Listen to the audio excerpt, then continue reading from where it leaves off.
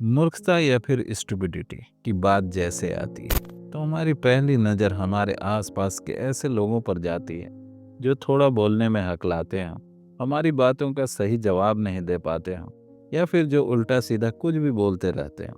लेकिन खतरा इन मूर्खों से नहीं है, क्योंकि ये जैसे भी हैं आपके सामने है। असल खतरा उन मूर्खों से है जो अपने बायसनेस, इमोशन या फिर अपने डिस्क्रिशन का यूज़ ही नहीं करना जानते और इसकी वजह से मूर्ख बने हुए। क्योंकि इस तरह की मूर्खता हमें दिखाई नहीं देती, क्योंकि ये अक्सर प्यार, डर, लालच या फिर अंधभक्ति की आड़ में छिपी हुई होती है, जो देखने में तो हमारा फैसला लगती है लेकिन अक्सर मैनिपुलेटिव होती है। जैसे किसी काम को सिर्फ इसलिए करना कि सभी वह काम कर रहे हैं, किसी परंपरा को सिर्फ इसलिए मानते रहना कि हमारे दादा परदादा भी मानते आ रहे हैं, किसी पार्टी को सिर्फ इसलिए वोट देना कि वह हमारी जाति का है या धर्म का है, या प्यार में अपनी पार्टनर की आंख मूंद कर बातें मानना, चाहे वह सही हो या गलत हो, सिर्फ आपको एनिमेटेड पुतले में बदल देता है और आपको एहसास कराता है कि आप जो भी कर रहे हैं वह आपका फैसला है। इसलिए थियोलॉजियन और फिलोसफर और थ्योरी ऑफ स्टेबिलिटी के जनक डिटरिच बोनहोफर कहते हैं कि जब हम जानते हैं कि कोई चीज या व्यक्ति बुरा है तो हम उससे लड़ने के लिए कदम उठा सकते हैं।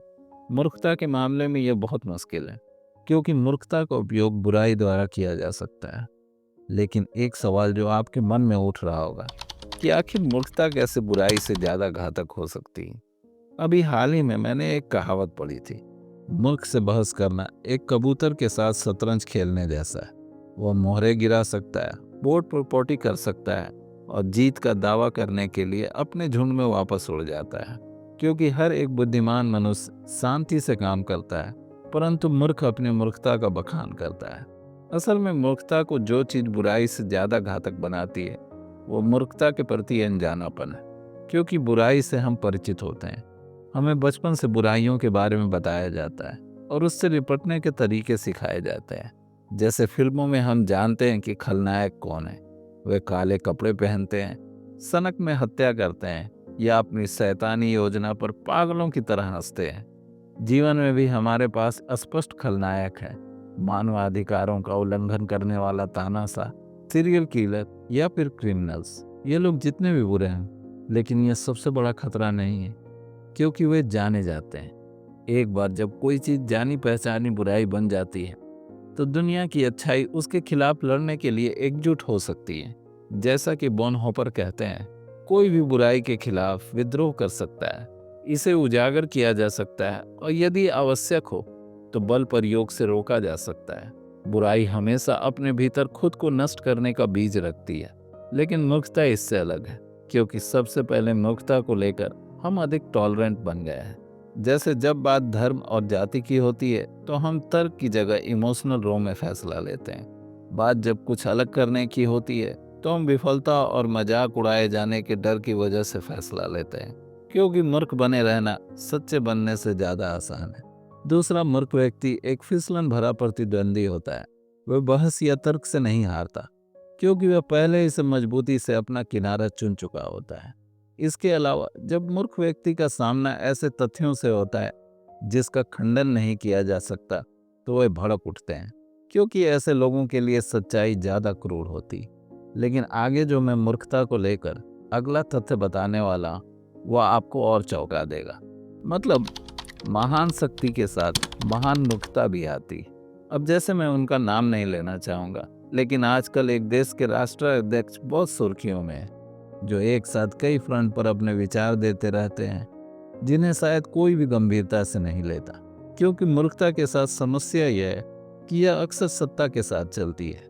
बोनहोफर लिखते हैं, ज्यादा ध्यान से देखने पर यह स्पष्ट हो जाता है कि सार्वजनिक क्षेत्र में सत्ता का हर मजबूत उभार, चाहे वह राजनीतिक हो या धार्मिक प्रवृत्ति का, मानव जाति के एक बड़े हिस्से को मूर्खता से संक्रमित करता है। क्योंकि यह दो तरह से काम करता है। पहला, यह किसी मूर्ख को अपने पद या अधिकार पाने से रोकता नहीं। इतिहास और राजनीति ऐसे उदाहरणों से भरी हुई है जब मूर्ख शीर्ष पर पहुंचे हैं और जहां बुद्धिमानों को बाहर रखा गया है या मार दिया गया। दूसरा, सत्ता की प्रकृति के लिए यह आवश्यक है कि लोग बुद्धिमान विचार के लिए आवश्यक अपनी कुछ क्षमताओं को त्याग दें। जैसे स्वतंत्रता, आलोचनात्मक सोच या क्रिटिकल थिंकिंग और चिंता जैसी क्षमताएं, क्योंकि यह पावर के कंसंट्रेशन को सूट नहीं करता।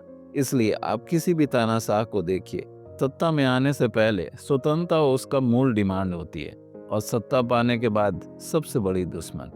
इसलिए बॉनहोपर का तर्क है कि कोई व्यक्ति जितना अधिक सत्ता का हिस्सा बनता है, वह उतना ही व्यक्तिगत तौर पर खत्म होता जाता है। एक करिश्माई, रोमांचक, बुद्धिमत्ता और समझदार नीतियों से भरा हुआ इंसान पदभार ग्रहण करते ही मूर्ख बन जाता है। ऐसा लगता है कि वह जादू के प्रभाव में है, अंधा है या फिर उसका दुरुपयोग किया जा रहा हो। अब उसके फेवर में लग रहे नारे, कैच वर्ड और इसी तरह की चीजों ने उस पर कब्जा कर लिया है। सत्ता लोगों को स्वचालित मशीन में बदल देती है। बुद्धिमान, आलोचनात्मक विचारों के पास अब पढ़ने के लिए एक स्क्रिप्ट है। वे अपने दिमाग के बजाय अपनी मुस्कुराहट का इस्तेमाल करते हैं। जब लोग किसी राजनीतिक पार्टी में शामिल होते हैं तो ऐसा लगता है कि ज़्यादातर लोग चीज़ों के बारे में सोचने के बजाय उसी का अनुसरण करना पसंद करते हैं, क्योंकि सत्ता व्यक्ति की बुद्धि को खत्म कर देती है, जिससे वह एक एनिमेटेड पुतले में बदल जाता है। वहीं पर यह दूसरे तरीके से उन लोगों पर काम करती है जो किसी सत्ता के लिए ईंधन का काम करते हैं, और वह ईंधन है आम लोग, जिससे सत्ता का निर्माण होता है। इसलिए हर सत्ता पर काबिज नेता उस ईंधन को अपने कब्जे में करने की कोशिश करता है, चाहे वह डर से हो, लालच से हो या फिर मूर्ख बनाकर, जिसे आप आज कई देशों में देख सकते हैं। इसलिए बॉनहोपर का तर्क है कि मूर्खता को बुराई से भी बदतर माना जाना चाहिए। मूर्खता में हमारे जीवन को नुकसान पहुंचाने की कहीं अधिक क्षमता है, क्योंकि एक शक्तिशाली मूर्ख एक मैकियावेलियन की तुलना में अधिक नुकसान पहुंचा सकता है, क्योंकि हम जानते हैं कि बुराई के लक्षण क्या है। इसलिए हम इसे सख्ती से वंचित कर सकते हैं। भ्रष्ट, दमनकारी और सैडिस्ट के साथ हम जानते हैं कि हम कहाँ खड़े और हम उससे बचने के लिए क्या कर सकते हैं, या हम उसे अपने से दूर कैसे रख सकते हैं। लेकिन मूर्खता को खत्म करना बहुत मुश्किल है। यही कारण है कि यह एक खतरनाक हथियार है, क्योंकि बुरे लोगों को सत्ता हासिल करना मुश्किल लगता है। इसलिए उन्हें अपना काम करने के लिए मूर्ख लोगों की जरूरत होती है। एक खेत में भेड़ों की तरह एक मूर्ख व्यक्ति को किसी भी तरह से काम करने के लिए निर्देशित, संचालित या फिर उसको मैनिपुलेट किया जा सकता है।